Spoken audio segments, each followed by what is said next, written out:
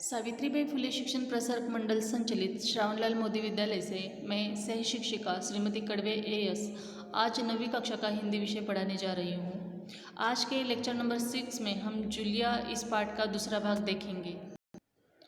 हमारे पाठ के घटक इस प्रकार रहेंगे। सबसे पहले हम प्रस्तावना देखेंगे, उसके बाद लेखक परिचय, फिर पाठ का परिचय होगा और पाठ के अंतर्गत जो भी कठिन शब्द आएंगे उनके शब्दार्थ भी हम देखेंगे।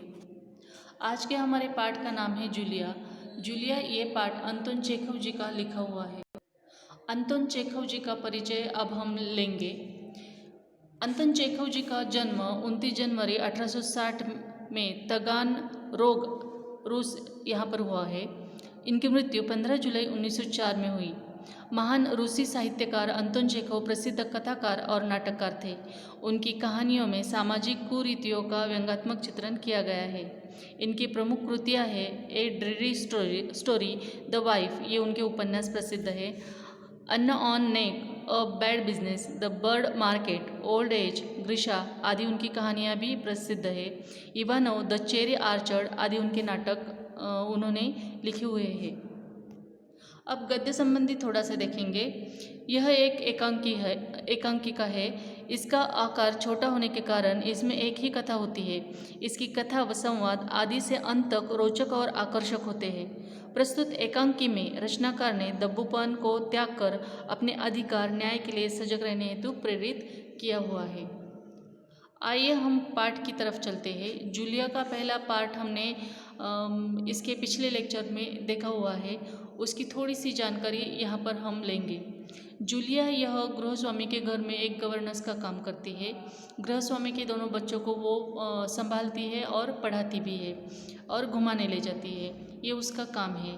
अब जूलिया को गृहस्वामी के यहाँ काम करते हुए 2 महीने और 5 दिन ऊपर हो गए हैं, लेकिन गृहस्वामी उसको कहता है कि तुम्हें सिर्फ 2 ही महीने हुए हैं। हालांकि देखा जाए तो जूलिया की तनख्वाह 1 महीने की 40 रूबल तय हुए हैं। रूबल मतलब ग्रीस का वो चलन है।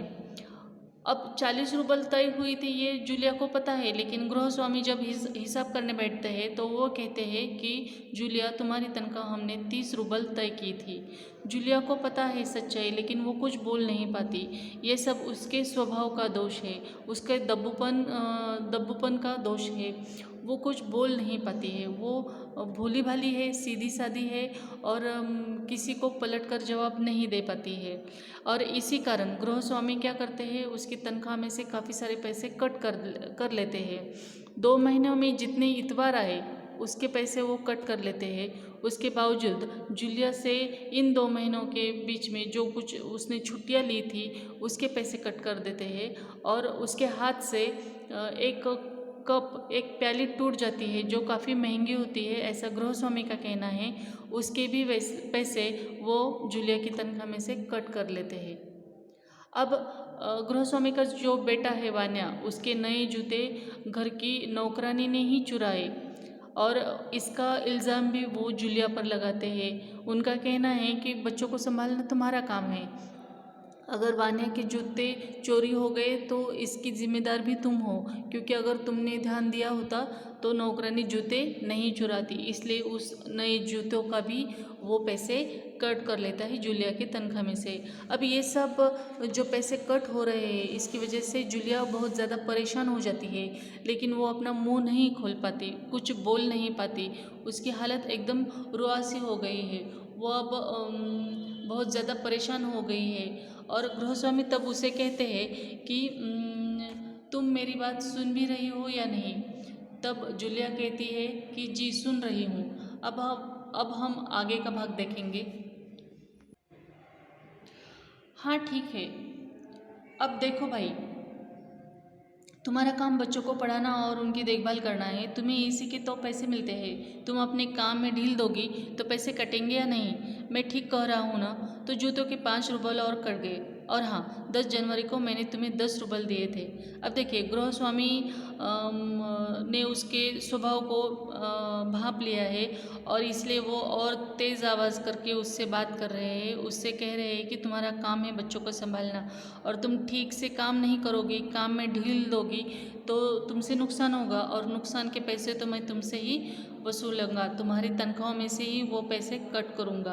अब जो जूते चोरी हो गए थे उसके 5 रूबल तुम्हारी तनख्वाह में से कटेंगे और मैंने तुम्हें 10 जनवरी को 10 रूबल दिए थे। अब ये सुनकर तो जूलिया और भी उसकी हालत बेकार हो जाती है। वो थोड़ी सी सकपका कर कहती है कि जी नहीं, आपने मुझे कुछ नहीं दिया और उसके बाद वो कुछ कह नहीं पाती है। गृहस्वामी कहता है, अरे मैं क्या झूठ बोल रहा हूँ, मैं डायरी में हर चीज़ नोट कर लेता हूँ, तुम्हें यकीन न हो तो दिखाओ डायरी।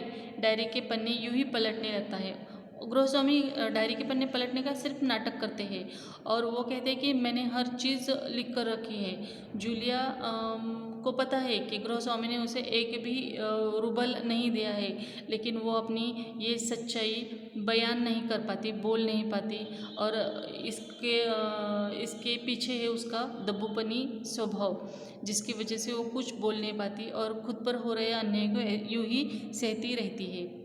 जूलिया अब आंसू पोंछती हुई कहती है, आप कह रहे हैं तो आपने दिए ही होंगे। अब उसे पता है ये झूठ बात है, गृहस्वामी ने उसे कोई भी रुपए नहीं दिए हैं, लेकिन वो फिर भी कहती कि हाँ ठीक है, आपने कहा है तो दिए होंगे शायद। गृहस्वामी कड़े स्वर में, दिए होंगे नहीं, दिए हैं, ठीक है। घटाओ 27 41 में से अब बचे 14, क्यों हिसाब ठीक है ना। अब देखिए उसके 2 महीने के पैसे होते हैं 60 रूबल और उसमें से कट होते होते होते काफ़ी सारे कट हो गए हैं और उसमें से और भी पैसे वो कट कर देते हैं और सिर्फ बचते हैं 14 रुपये, 14 रूबल। जूलिया आंसू पीती हुई कांपती आवाज़ में बोलती है, मुझे अभी तक एक बार भी पैसे नहीं मिले और जो मिले हैं वो मालकिन ने मुझे सिर्फ 3 रूबल दिए थे, ज़्यादा नहीं। अब वो सच्चाई बयान करना चाहती है कि मुझे इन 2 महीनों में कुछ भी पैसे नहीं मिले हैं और जो कुछ मिला है वो सिर्फ एक बार मिला था, वो भी मालकिन ने मुझे 3 रूबल दिए थे।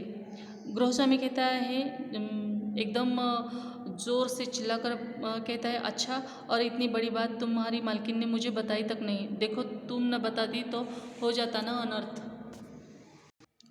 खैर देर से ही सही, मैं इसे भी डायरी में नोट कर लेता हूँ। डायरी खोल कर उसमें यूं ही कुछ लिखता है, हाँ तो 14 में से 3 और घटा दो, बचते हैं 11 रूबल, देते हुए संभाल लो, गिन लो, ठीक है ना। देखिए मालकिन ने जो 3 रूबल दिए थे उसका हिसाब भी जूलिया गृहस्वामी को दे देती है और कहती है कि मुझे इन 2 महीनों में सिर्फ ये 3 रूबल ही मिले हैं। गृहस्वामी जैसे आसमान उसके सर पर गिर पड़ा हो इतनी ज़ोर से चिल्लाते हैं और कहते हैं, अरे 3 रूबल तुम्हें मालकिन ने दिए हैं और तुम्हारी मालकिन ने तो मुझे कुछ भी नहीं बताया, तो चलो तुम्हारे 14 रूबल में से और 3 रूबल घटा दो, कितने बचते हैं 11 रूबल, ये लो तुम्हारे 11 रूबल।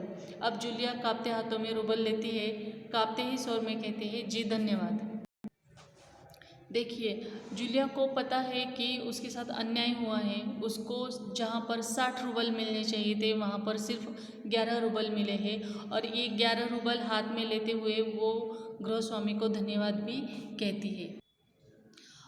जैसे ही जूलिया धन्यवाद कहती है, गृहस्वामी और अधिक गुस्से में आ जाते हैं और चिल्लाकर उसे कहते हैं, तुम मुझे धन्यवाद दे रही हो जूलिया, जबकि तुम अच्छी तरह जानती हो कि मैंने तुम्हें ठग लिया है, तुम्हें धोखा दिया है, तुम्हारे पैसे हड़प लिए हैं और तुम इसके बावजूद मुझे धन्यवाद दे रही हो। गुस्से में आवाज़ कांपने लगती है गृहस्वामी की।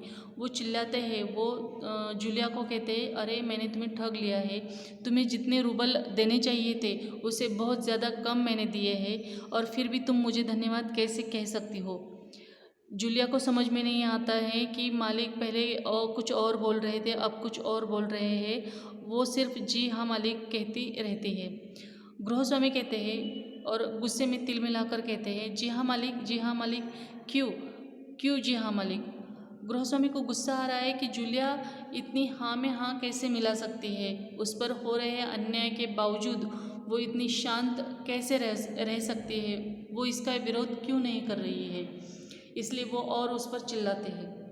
जूलिया डर जाती है, भयभीत स्वर में कहती है, क्योंकि इससे पहले मैंने जहाँ जहाँ काम किया उन लोगों ने तो मुझे एक पैसा तक नहीं दिया, आप कुछ तो दे रहे हैं। अब जूलिया के स्वभाव के कारण जहाँ पर भी उसने पहले काम किया है वहाँ पर उसे 1 रूबल भी पैसा नहीं मिला है, और गृहस्वामी कम से कम 11 रूबल तो दे रहे हैं। इस वजह से वो गृहस्वामी से धन्यवाद कहती है, और अपने सफाई में यही वो गृहस्वामी से कह पाती है। गृहस्वामी कहते हैं,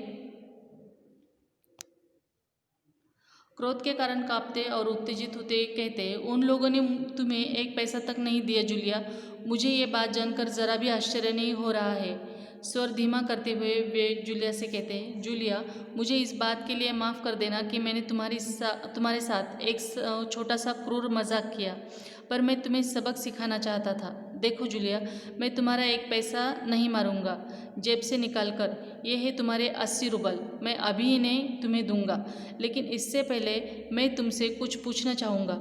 जूलिया, क्या ये ज़रूरी है कि इंसान भला कहलाने के लिए इतना दब्बू भीरू बोदा बन जाए कि उसके साथ जो अन्याय हो रहा है उसका विरोध तक न करे, बस खामोश रहे और सारी जातियाँ सहता जाए?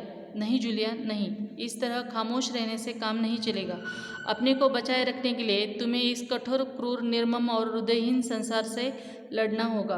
अपने दांतों और पंजों के साथ लड़ना होगा, पूरी शक्ति के साथ। मत भूलो जूलिया, इस संसार में दब्बों और रीढ़हीन लोगों के लिए कोई स्थान नहीं है, कोई स्थान नहीं है। देखिए, गृहस्वामी का स्वभाव जैसे उन्होंने पहले दिखाया वैसा है नहीं।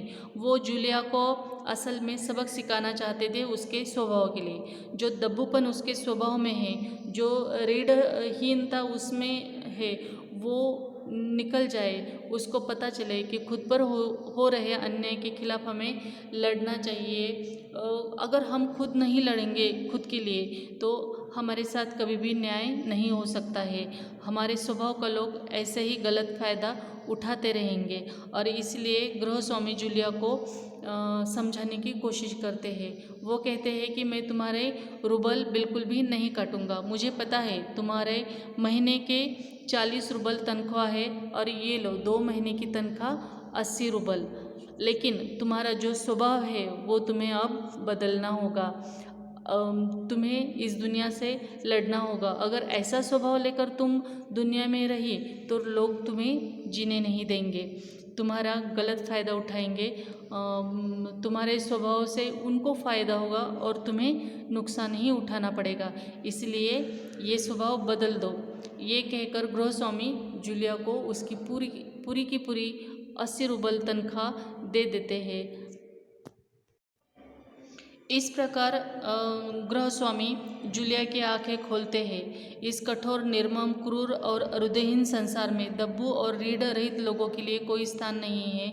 उसे अपने आप को बचाए रखने के लिए निर्भीक होना ही पड़ेगा, यह समझाने की कोशिश गृहस्वामी करते हैं। इस पाठ पर आधारित कुछ शब्दार्थ जो आपको कठिन लग सकते हैं, उसके अर्थ हम यहाँ पर देखेंगे। रूबल का मतलब है रूस की मुद्रा, निर्मम का मतलब है निर्दयी, और भीरू का मतलब है डरपोक, बोधा मतलब मूर्ख या सुस्त व्यक्ति। इस पाठ में कुछ मुहावरे भी आए हैं, जैसे ठग लेना, उसका मतलब है धोखा देना। हड़प लेना मतलब बेईमानी से अधिकार कर लेना। इस प्रकार के ये शब्द है। ये पाठ हमारा यहीं पर समाप्त होता है। अब अगले लेक्चर में, लेक्चर नंबर 7 में हम ए सखी ये देखेंगे, ये कविता देखेंगे। धन्यवाद।